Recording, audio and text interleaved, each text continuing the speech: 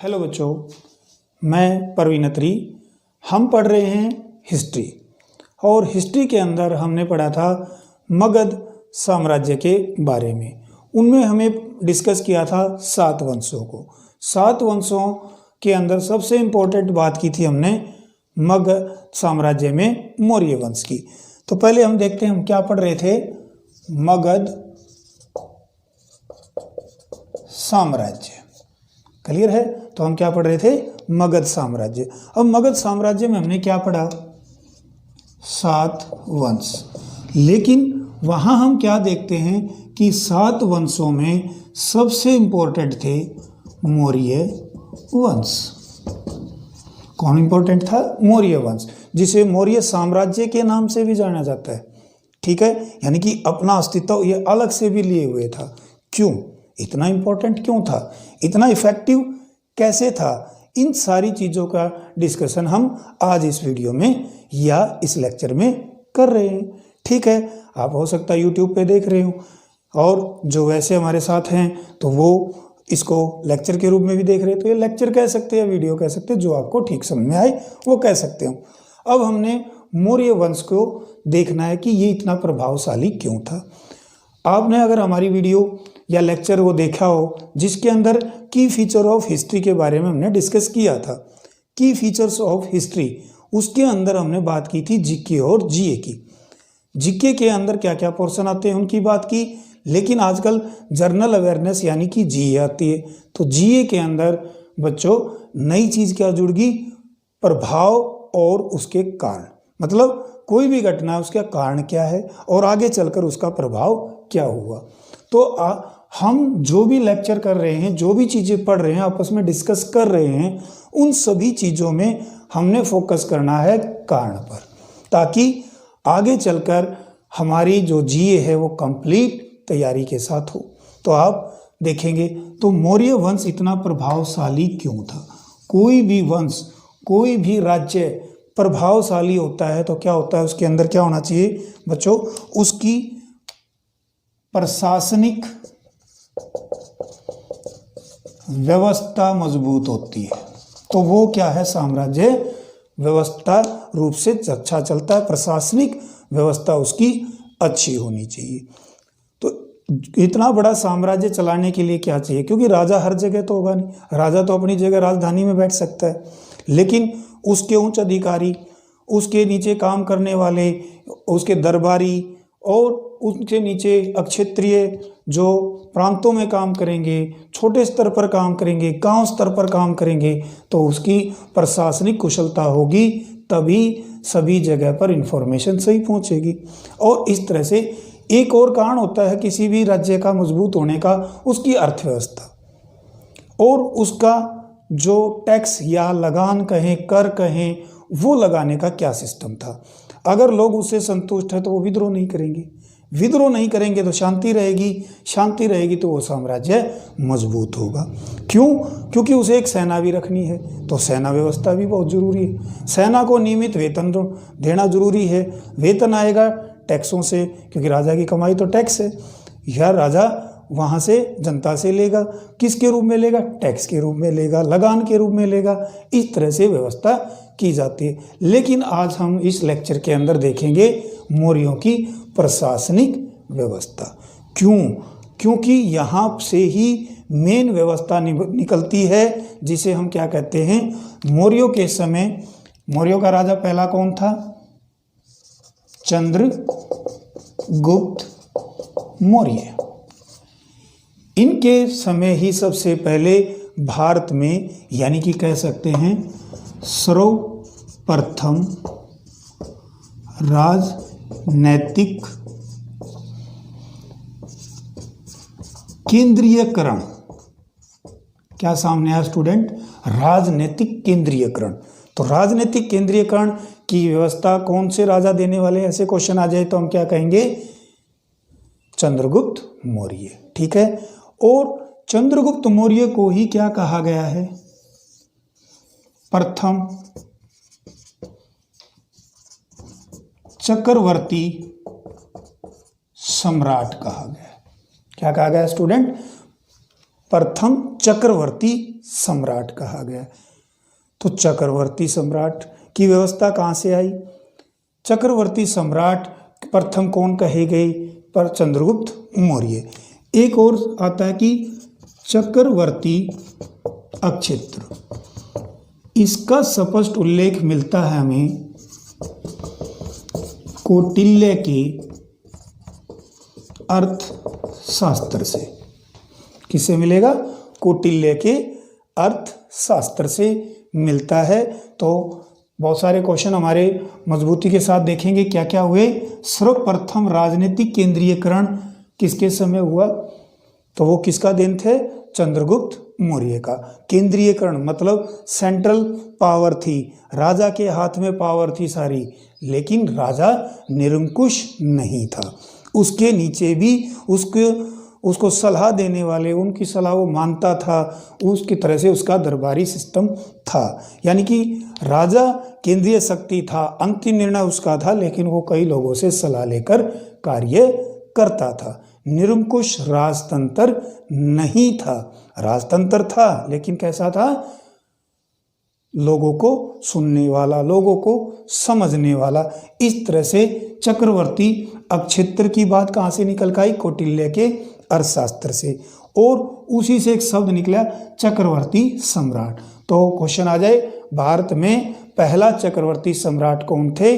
चंद्रगुप्त मौर्य थे। ठीक है, ये व्यवस्था जो उन्होंने ली, ये व्यवस्था जो उन्होंने दी थी भारत के अंदर, इसका प्रभाव उन पर किससे है? तो ये क्वेश्चन कई बार बनता है। तो चंद्रगुप्त मौर्य की जो प्रशासनिक व्यवस्था का जो प्रभाव है, ईरानी एवं यूनानी प्रभाव से परिचित थी। मतलब यूनानी प्रभाव था इन पर, लेकिन कह सकते हैं ये अपने आप में एक अत्यंत लौकिक और मौलिक थी। क्यों? क्योंकि उन्होंने बहुत सारे बदलाव करके, चेंज करके इस व्यवस्था को मजबूत किया। इस तरह से कह सकते हैं चंद्रगुप्त मौर्य की जो व्यवस्था थी, प्रशासनिक व्यवस्था थी, वो मौलिक थी, लौकिक थी, लेकिन उस पर असर किसका था? ईरानी और यूनानियों का था। इस तरह से कह सकते हैं। एक क्वेश्चन हो जाता है, जो मौर्यों की जो व्यवस्था आई, मौर्यों की जो ये व्यवस्था आई या मौर्य काल की व्यवस्था आई, इसकी जानकारी हमें किससे मिलती है? तो एक तो हमारा आंसर आएगा कौन सा? कौटिल्य के अर्थशास्त्र से। किससे मिलेगी? कौटिल्य के अर्थशास्त्र से। आपको हो सकता है कंफ्यूज हो कि चाणक्य क्यों नहीं लिखा जा रहा, कौटिल्य क्यों लिखा जा रहा है? क्योंकि हमने तो बहुत जगह क्या पढ़ा है, अर्थशास्त्र के लेखक थे चाणक्य, लेकिन अर्थशास्त्र के जो लेखक थे चाणक्य, और उनका सही नाम था विष्णुगुप्त। सही नाम क्या था उनका? विष्णुगुप्त। तो कौटिल्य के अर्थशास्त्र, लेकिन चाणक्य जो शब्द आता है वो क्या आता है? क्योंकि अर्थशास्त्र के दो मेन भाग थे, एक था चाणक्य नीति, एक था कौटिल्य नीति। लिखी थी विष्णुगुप्त ने। चाणक्य नीति में अर्थशास्त्र में क्या बताया गया है कि राज्य कैसे हासिल किया जाए, उसको बोलते हैं चाणक्य नीति। लेकिन प्रशासनिक व्यवस्था आप कर रहे हो, आप राजा हो, तो राज्य तो हासिल हो चुका है। अब आती है राज कैसे चलाया जाए, तो उसको बोलते हैं कौटिल्य नीति। इसलिए हम यहाँ पर प्रशासनिक व्यवस्था की जब बात कर रहे हैं तो लिख रहे हैं अर्थशास्त्र के लेखक कौटिल्य थे। ठीक है। और मौर्यों के प्रशासनिक व्यवस्था का पता लगता है किससे? मेगास्थनीज की किताब थी कौन सी? इंडिका। किससे भी था पता लगेगा? इंडिका से। मेगास्थनीज की इंडिका से और अशोक के अभिलेखों से। किससे पता लगेगा? अशोक के अभिलेखों से। ध्यान रखना है, जो अशोक है चंद्रगुप्त मौर्य का पोता है, मौर्य वंश का इंपॉर्टेंट राजा है।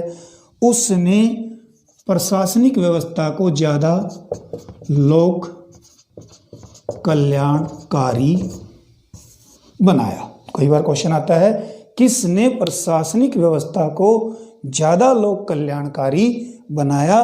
तो वो कौन थे? सम्राट अशोक थे। वहाँ पर हम चंद्रगुप्त मौर्य नहीं भरेंगे। तो हम इस तरह से प्रशासनिक व्यवस्था की बात कर रहे थे। एक और, इनका बड़ा साम्राज्य दूर तक फैला हुआ था। तो क्वेश्चन आता है, पश्चिम के अंदर चंद्रगुप्त मौर्य या मौर्य वंश के प्रशासन की व्यवस्था की जानकारी किससे मिलती है? तो वो मिलती है किससे? पश्चिम भारत। पश्चिम भारत में प्रशासनिक व्यवस्था की जानकारी मिलती है बच्चों किससे? रुद्र दामन के जूनागढ़ अभिलेख से। किससे मिलेगी? जूनागढ़ अभिलेख से बच्चों।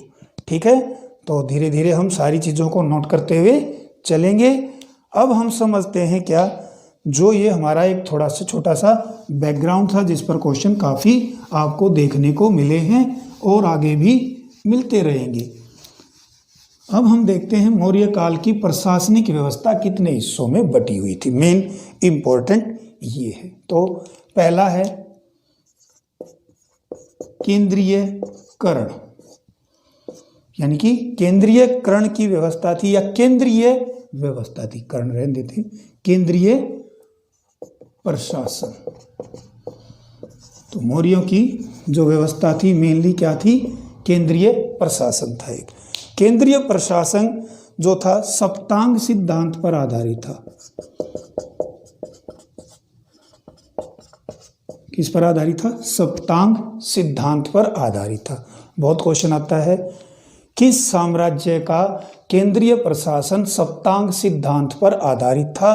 तो मौर्यों का आधारित था सप्तांग सिद्धांत पर। सप्तांग सिद्धांत दिया था किसने? ये मिलता है अर्थशास्त्र के, कौटिल्य के अर्थशास्त्र से सप्तांग सिद्धांत मिलता है। आगे देखते हैं, आगे जो साम्राज्य बटा हुआ था किसमें? प्रांतों में। केंद्रीय व्यवस्था किसमें बटी हुई थी? प्रांतों में। तो इसलिए क्या कहेंगे? प्रांतीय प्रशासन। फिर क्या था? प्रांतीय प्रशासन था। इस तरह से व्यवस्था हम देखते हैं। तो प्रांतीय प्रशासन की भी बात करेंगे। और प्रांतीय प्रशासन को दिया गया नाम, ये चक्रों में बटा हुआ था। किसमें बटा हुआ था बच्चों? चक्र। यानी कि उस समय प्रांतों को चक्र कहा गया है। अर्थशास्त्र के अंदर प्रांतों को चक्र कहा गया है। इसीलिए उन सभी प्रांतों का यानी चक्रों का राजा चक्रवर्ती सम्राट, या क्या कहा गया? चक्रीय अक्षेत्र। यहीं से एक व्यवस्था सामने आती है। और प्रांत बटे हुए थे मंडलों में। प्रांत किस में बटे हुए थे? मंडलों में। मंडल जैसे कहते हैं हरियाणा के मंडल हैं इतने, उसमें इतने जिले आते हैं। तो प्रांत बटे हुए थे मंडलों में, जिसे कमिश्नरी भी कहा जाता था। और मंडलों को बांटा गया था बच्चों आहार या विषय, आहार या विषय, जिसे आज का हम क्या कह सकते हैं? जिला, डिस्ट्रिक्ट। डिस्ट्रिक्ट की बात कर रहे हैं हम, तो उस तरह से जिला। और जिलों के अंदर की व्यवस्था और छोटी व्यवस्था को देखें तो जिले या विषय बटे हुए थे किसमें? ग्राम। किसमें बटे हुए थे बच्चों? ग्राम। इसलिए आपको देखने को मिला कि सबसे बड़ी व्यवस्था क्या थी? केंद्रीय प्रशासन, फिर प्रांतीय प्रशासन, फिर मंडलों में बटा हुआ था, फिर आहार विषय यानी कि जिले थे, और सबसे छोटी इकाई थी ग्राम। और ये कई बार एसएससी ने कई बार क्वेश्चन पूछा है कि बताओ मौर्य वंश की सबसे छोटी इकाई क्या थी? तो क्या थी बच्चों? ग्राम थी। यही क्वेश्चन कई जगह पे पूछा जाता है, जैसे वैदिक काल में, कि वैदिक काल में प्रशासनिक व्यवस्था के आधार पर बताएं कि सबसे छोटी इकाई क्या थी? तो वहाँ पर हम बातें हैं गृह यानी कि परिवार। ठीक है, यानी कि वैदिक काल की सबसे छोटी इकाई क्या थी? गृह थी। और यहाँ पर क्या थी, गृही यानी परिवार। गृह तो क्या हो गया, जो हमारे सौरमंडल है उसकी बात कर रहे हैं, गृही। तो इस तरह से वहाँ पर तो क्या था, गृही यानी कि परिवार। लेकिन मौर्य काल की सबसे छोटी प्रशासनिक इकाई क्या थी, ग्राम थी। तो डिफरेंस समझ में आ गया होगा। इस तरह से हम आगे चलकर देखेंगे, अगले लेक्चर में देखेंगे, ताकि लेक्चर बड़ा ना हो, आपको पढ़ने में इंटरेस्ट आता रहे। तो अगले लेक्चर में हम देखते हैं कि यहाँ पर अगली व्यवस्था क्या होगी। तो केंद्रीय व्यवस्था के लिए मिलते हैं अगले लेक्चर में।